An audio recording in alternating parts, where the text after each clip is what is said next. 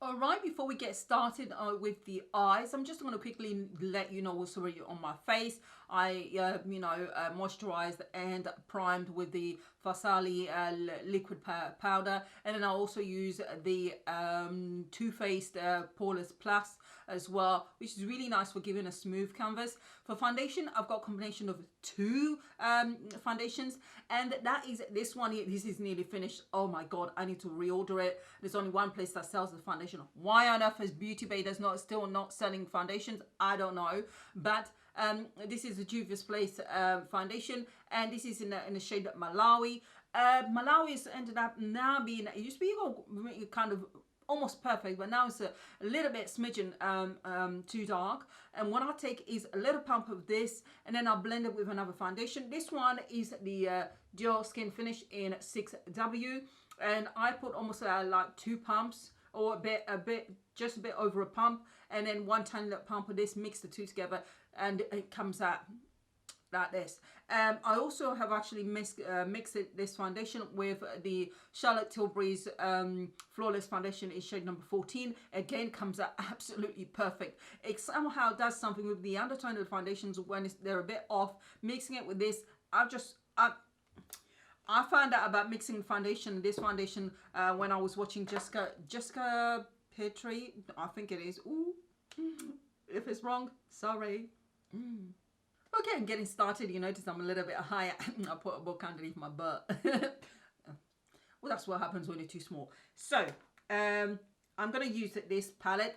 You know what, I wasn't even going to do a look with this eyeshadow palette, but I saw it and I realized I hadn't actually used it. What a surprise. This, of course, is the Revolution Pro Night and Day eyeshadow palette. I've got the Night and Day. I've also got the Day and Night, or the other one. I can't remember the one that's got, that's black as well. But yeah, I'm going to use this eyeshadow palette to do a quick and simple look.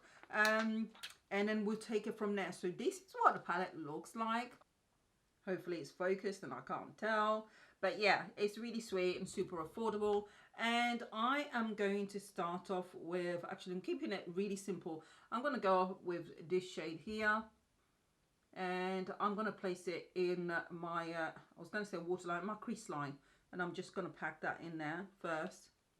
And then we'll see. Oh no, I can't. I haven't got an eye base.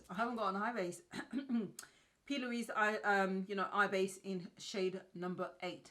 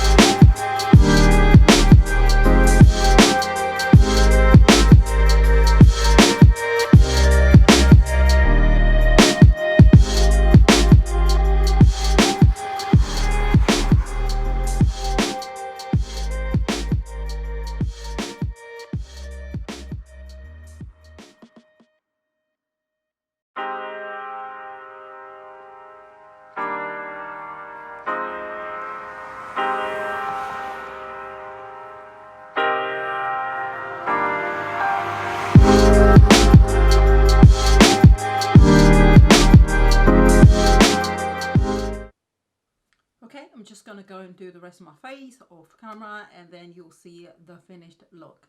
See you in a moment.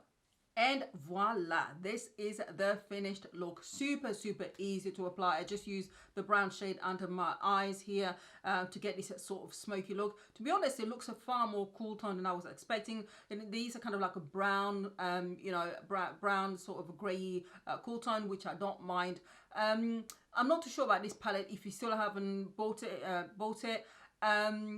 I wouldn't necessarily recommend it. It is affordable. However, the problem is that the mattes are really, really pigmented, super easy to blend, no trouble whatsoever, really quick work. The shimmers, however, left a lot to be desired.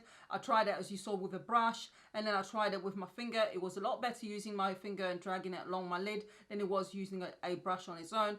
Maybe you need to actually spray something on a brush and then you'll get the intensity, but I didn't try that, so that might be why I'm not necessarily happy with them. There are lots of better options out there, even at cheaper prices, so I wouldn't necessarily go for this palette. But let me know what you think of this look.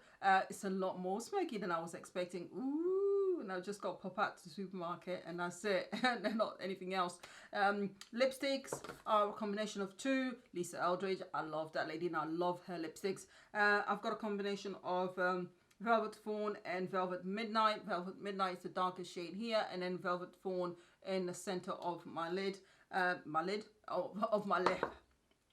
They all start with an L. All right, what do you want? What do you want, huh? So that's what I've got on my face. This wig, though, can I just say, this is my first human hair wig that I've gotten.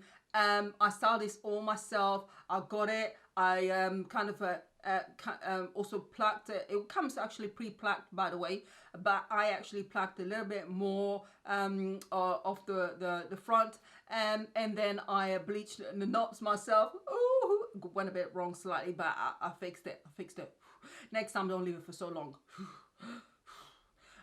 So I actually bleached the knots, shampooed it, and then conditioned it, left it to air dry for the following day, and then I just plonked it on, cut the lace off at the front, and put it on, and used a little bit of mousse and some water to define the curls a bit more and turn everything down. I do need to kind of trim it so I can shape it to my face and frame my face a bit more. That definitely needs to be done, and then just take a few layers off at the bottom here. But yeah, I need to do that. But I'm super happy with the hair. The hair feels really, really, really soft, and it wasn't expensive. It was in dollars. It was 94.54 pence, you know, cents. Yeah, so I will put that in there. It's the Asho Short Bob Wig, Brazilian Curly Virgin Human Hair Lace Front Wig, and I got this in a length at number 14. Color, of course, is the natural black, and that converts to what, 70 odd pounds in British pounds. That's actually not bad for a front lace wig. And I'm super happy with the hair, and it was super easy. So let me know what you guys think. Doing my first human hair from styling it and everything all myself. Ooh. I can't wait to get another one with a lot of straight hair and then try that one out. But yeah, this is the look. Let me know what you guys think. And other than that, people, wherever you are, stay safe, stay happy, and you guys will see me soon. Bye.